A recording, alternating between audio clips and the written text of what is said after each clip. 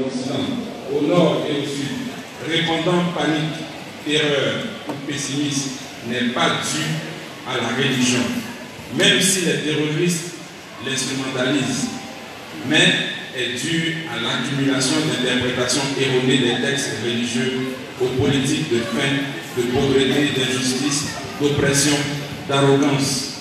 Pour cela, il est nécessaire d'interrompre le soutien aux mouvements terroristes par la fourniture d'argent, d'armes, de plans ou de justifications, ainsi que la couverture médiatique et de considérer tout cela comme des crimes internationaux qui menacent la sécurité et la paix mondiale. Il faut condamner ce terrorisme sous toutes ses formes et ses manifestations. Le concept de citoyenneté se base sur l'égalité des droits et des devoirs à l'ombre de laquelle tous jouissent de la justice. C'est pourquoi il est nécessaire de s'engager à établir dans nos sociétés le concept de la pleine citoyenneté et à renoncer à l'usage discriminatoire du terme minorité, qui porte avec lui les germes du sentiment d'isolement et d'infériorité. Il prépare le terrain aux hostilités et à la discorde et prive certaines personnes de conquête et des droits religieux civils et les discrimine. La relation entre l'Occident et l'Orient est une indiscutable et réciproque nécessité qui ne peut pas être substituée ni non plus délaissée. Afin que tous les deux puissent s'enrichir réciproquement de la civilisation de l'autre par l'échange et le dialogue des cultures, l'Occident pourrait trouver dans la civilisation de l'Orient les remèdes pour certaines de ces maladies spirituelles et religieuses causées par la domination du matérialisme. Et l'Orient pourrait trouver dans la civilisation de l'Occident beaucoup d'éléments qui pourraient l'aider à se sauver de la faiblesse, de la division, du conflit et du déclin scientifique, technique et culturel. Il est important de prêter attention aux différences religieuses, culturelles et historiques qui ont une composante essentielle dans la formation de la personnalité, de la culture, de la civilisation occidentale. Et il est important de consolider les droits humains généraux et communs pour contribuer à garantir une vie digne pour tous les hommes en Orient et en Occident en évitant l'usage de la politique de la double mesure. C'est une nécessité indispensable de reconnaître le droit de la femme à l'instruction, au travail, à l'exercice de ses droits politiques.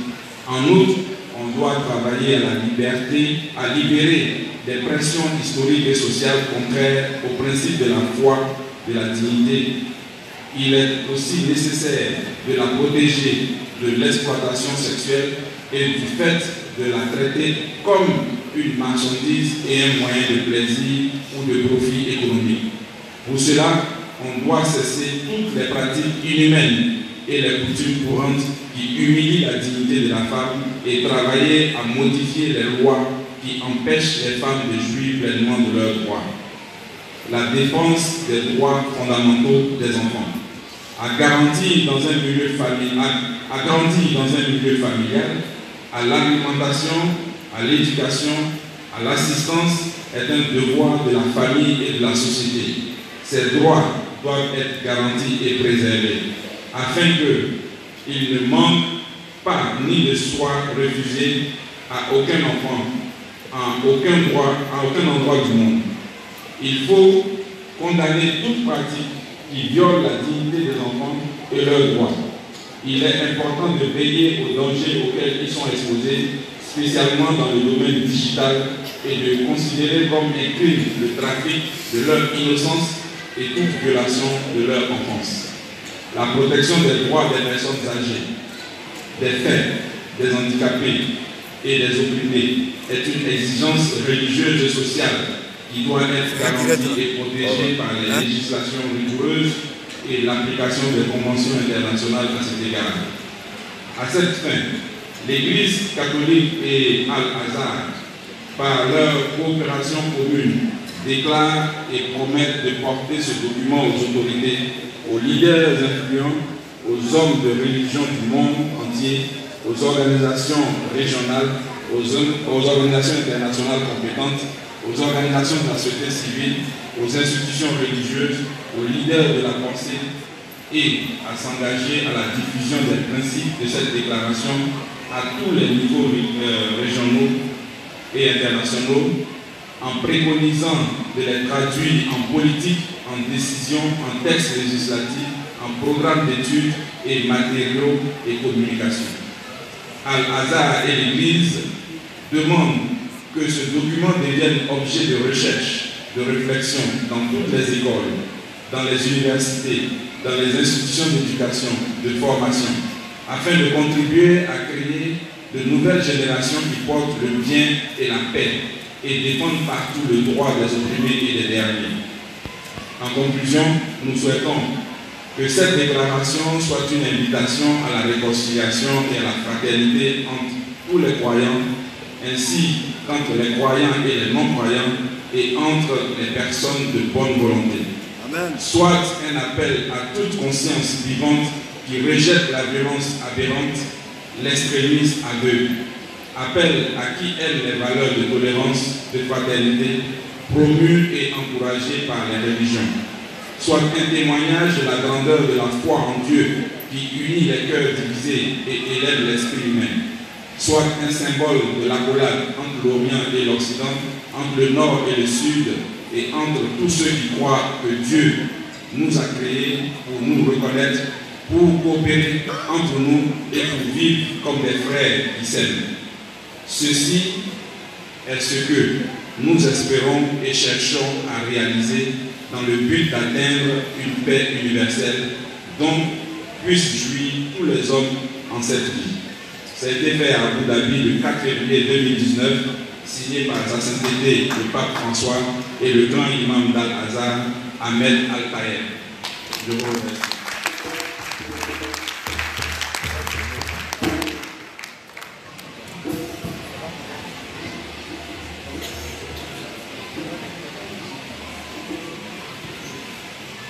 Monsieur le directeur du cabinet adjoint du ministère des Affaires étrangères remet de façon officielle ce document au premier responsable de l'Église soutienne céleste en terre ivoirienne.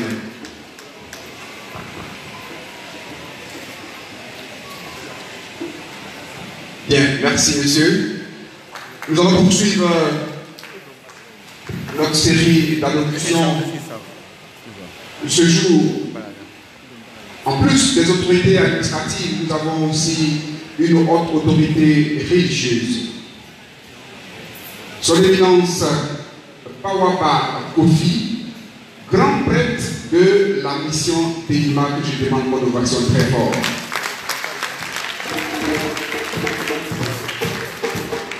Et donc, au nom du grand prêtre de la mission Teima, nous invitons ici notre bien-aimé, le prédicateur Wakou Aimé Désiré, le directeur de cabinet du président du Conseil national Teima et également le secrétaire général de l'Union des Églises révélées d'Afrique. Je demande qu'on nous fasse très fort. Ovation.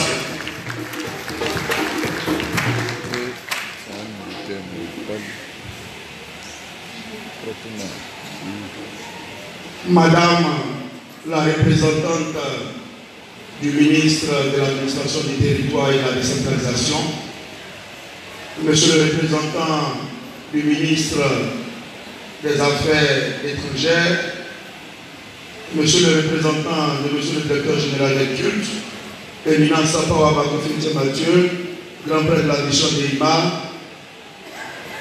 mon papa à moi. J'aimerais qu'on attende très fort Papa Canon Luc. Chaque diocèse de l'Église du Salut Céleste de Côte d'Ivoire est président de l'Union des Églises révélées en Afrique. Éminence guide religieux, tout protocole gardé, encore en grade de qualité. Chers invités, chers parents dans la foi, recevez les salutations fraternelles de son éminence Pawa Bakofi Mathieu, grand prêtre de la mission Teima.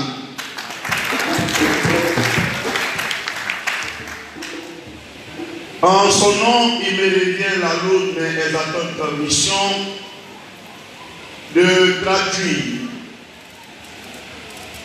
l'expression de sa profonde gratitude et celle de son infinie reconnaissance à toute la communauté chrétienne céleste qui a bien voulu convier la mission d'Eima à ces festivités. Que Dieu vous le rende au centuple et que cette marque d'estime et de considération soit le ciment de notre fraternité au nom de Jésus. Ce n'est pas l'heure de discours. Nous allons simplement, au nom de son éminence Papa Confiance Mathieu, doyen d'âge des guides religieux des églises africaines, l'ancien appel en cette fin d'année à l'union dans nos communautés. Parce que nos églises africaines souffrent et continuent de souffrir de nos querelles intestines. Cela n'est pas une bonne image auprès des laïcs à qui nous devons apporter des paroles de paix, des paroles de réconciliation. En cette année, donc, le Pawaba, ainsi que tous ces pères des églises africaines, nous invitent les fidèles des églises africaines à être des artisans et des acteurs de paix partout où nous serons au nom de Jésus. Je vous y engage par des acclamations très nourries.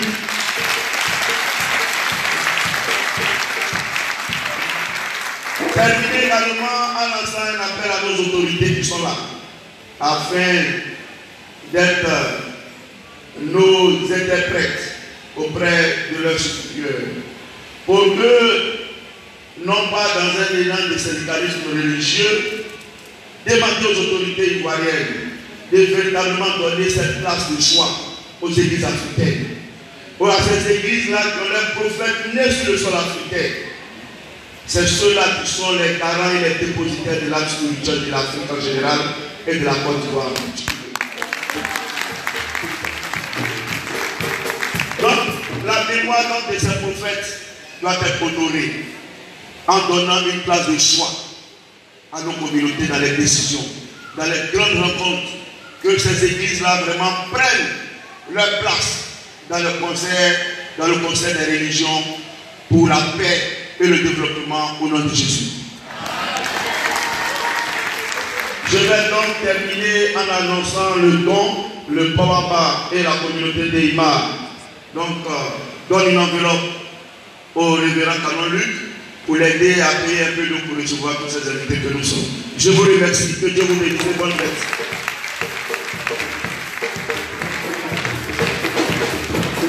Chose moyenne de main entre nos pères spirituels.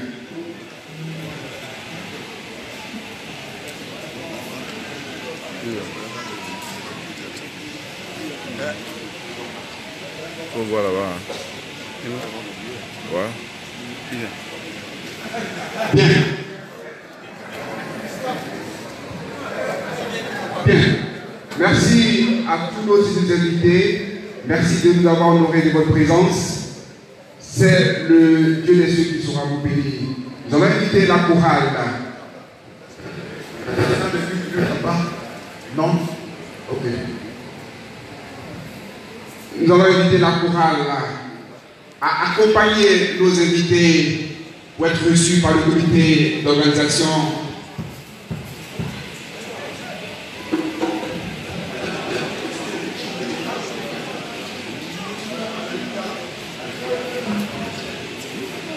Alléluia. C'est vrai que on a fini avec nos invités, on va les discuter. On va continuer. Il n'est que 14 heures. On a 2 heures pour finir la bande de charité. On a 2 heures pour finir les dons de remerciement, finir le culte et la bande de charité. Et à 16h, 16h30, 17h, on aura fini. Maintenant, nous allons inviter Donc, comme je l'ai indiqué tout à l'heure, nos autorités bien avant, nous avons une chorale spéciale, très spéciale, que je vais inviter maintenant pour sa prestation. C'est la chorale d'Eima. Je ne sais pas le voici très fort. Vous voyez très fort la chorale d'Eima. Papa Kano l'a signifié tout à l'heure. Chaque année, nous avons l'honneur de recevoir cette chorale-là qui nous donne ces sonorités suaves et qui nous permet de danser dans la gloire de notre Seigneur Jésus-Christ.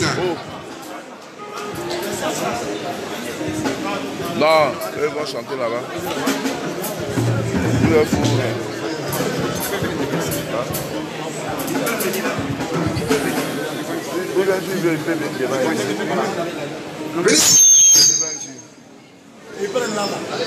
Non, ils vont pas monter sur le public, sur le podium. Hein? Ils ont un peu de place pour recevoir la chorale d'Eima.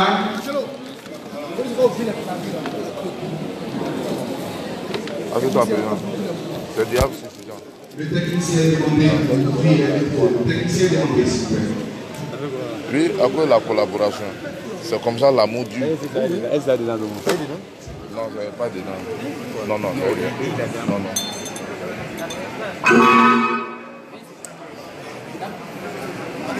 Mais il n'y a rien. Voilà. Je vais vous demander encore une fois de plus. Donc, va sonner la chorale d'Eima.